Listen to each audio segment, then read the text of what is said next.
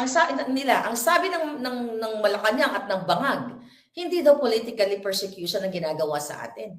Pero only the Duterte supporters o anti-Bangag ang tinatarget nila. Katulad ko, pinag-iinitan nila ang pananahimik ko dito sa Amerika.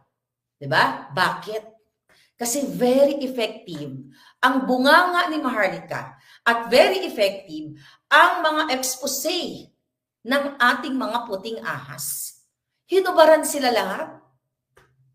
Kaya gano'n na lang, naihunt ako, ikaw, jutang ginina ka, Santiago, sinabi mo na hahantingin mo ako. Kahit saan ako magtago o kahit saan nasa Amerika ako.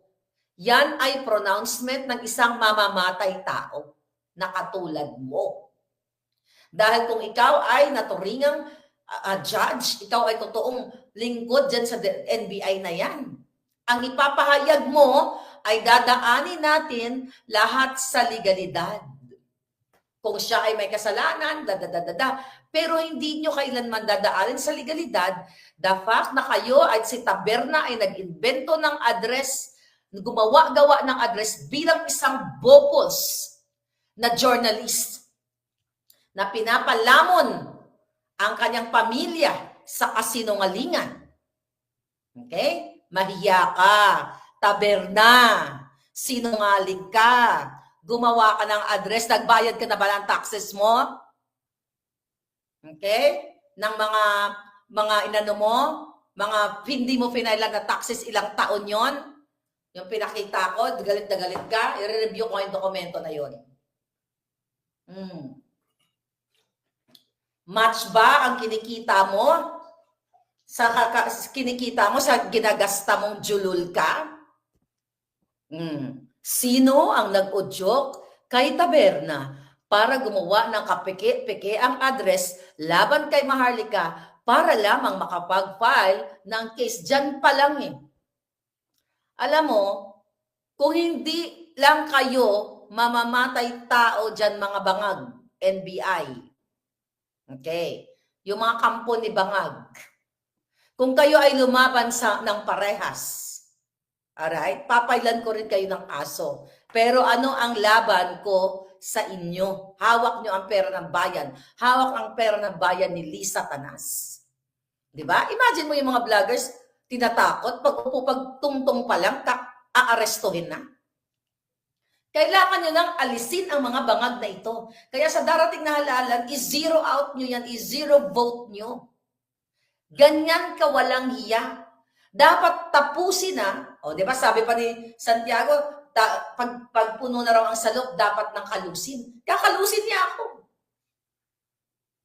Sa salitang kanto, ang ibig sabihin niyan, lalo na sa katulad niya, pag puno na ang salop, dapat nang kalusin, dapat nang gurgurin. Kasi kung matino kang NBI director, bakit ka magsasalita? Pag puno ng salop, dapat nang gurgurin. Hahantingin si Maharlika. Pang-kriminal yan. Hindi yan, mga kababayan. Ito kayo takutin. Ako tinatakot nila, pero hindi sila magwagi-wagi. O nakita niyo ba yung mga alindog ko dyan?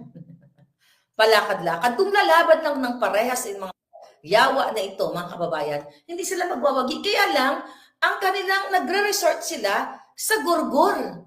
Nagre-resort sila sa pananakot, panininda, kakasuhan. Anong kalaban-laban ng OFW? Sige nga. Yung kanilang Oplan Horos na yan. Anong ibig sabihin ng Horos na yan? Okay? Horror? Oplan Horror. Ano ang sinasabi nila doon sa kanilang sulat? Na, tignan natin yung kanilang sulat. I think, inano ko.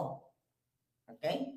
Para paano patumbahin o depensahan ang bangag na pamumuno ni Bangag. Alright? Basahin ko lang saglit dito. Okay. Ang sabi dito, Oplan, the leader of Alyansa para, ang sabi dito, meeting schedule, ang date dito ay April 2022. Sige, isa-isay natin. As the leader of Alyansa, sabi dito, sino nagsabi nito? Si Dalipe, alright? Executive Vice President ng lakas CMD. Okay? Kung saan man galing ito, saan nila, I think this is legitimate, dahil ito ay reported na kahit kaya Jason, sana nakita ko na. May nag-email din sa akin ito Naging busy lang ang beauty ko. But anyway, ang sabi dito, Oplan Oros as the leader of Alyansa para sa Bagong Pilipinas, PBBM or Bangag continues to be attacked and smeared by Duterte's evil forces. Sila pa ngayon ang inaatake, mga kababayan. Nakita ninyo? Inaatake daw si Bangag. Hindi namin inaatake si Bangag. Minumulat lang namin ang taong bayan na ang presidente nyo ay addictus benedictus. Dumudugo na nga yung gilagid, ngumingiwi na, di ba? Sumisinghot, even sa araw ng kagitingan, kitang-kita ang white powdery substance. Di ba? Hindi namin inaatake ang bangag ng presidente. Siya ang umaatake sa freedom of speech. Siya ang umaatake sa buhay ng bawat Pilipino. Kayo ang umaatake, hindi lang siya sa buhay ng OFW na tinatakot nyo, kakasuhan nyo, at pagdating sa airport ay pupusasan ninyo mga jotang dininan nyo. Hindi pa kayo kunin ng lupa. Sabi pa dito ni Dalipe, din sa sulat, his kindness and tolerance, okay, should not be exploited by the opponents. Kindness and tolerance. Mabait si Bangag. Well, kindness and tolerance sa mga nakikinabang sa nagnanakaw ng salapi ng pera ng bayan. Yun yung kindness, yung mga nabibigyan ng ayuda at ginagamit na pambayad sa mga future, sa mga voters. Kaya kahit bigyan kayo ng ayuda, wag yung boto ang mga Bangag. Ang sabi pa dito, ayan, his kindness and tolerance should not be exploited by the opponents, and his reign shall defend by every beneficiary of the alyansa. Dapat daw idepensahan ng bawat beneficiaryo. Talagang dinepensahan nyo. Dahil mga yawa kayo, nakikinabang kayo sa pera ng bayan. Kaya no wonder, talagang dinepensahan nyo. Kaya makikipagurguran kayo, gugurgurin nyo kami. Sa media o sa literal na gurguran, para magwagi lahat kayo, para makinabang kayo ng pera ng bayan, para maubos yung higupin ang national budget o yung taxpayers' money.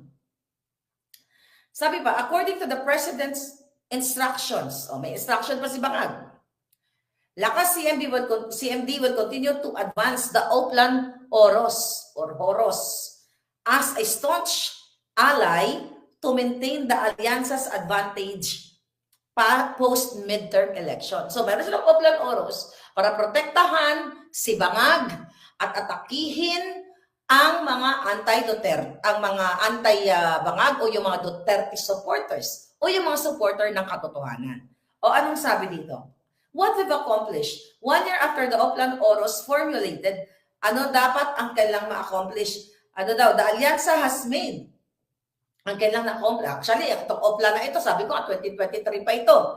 Okay, the Alyansa has made encouraging progress. We have greatly weakened, Duterte's evil force according to the Oplan Oros. Diba sabi ko sa'yo, pinahina daw nila tayo. Hindi tayo mapapahina.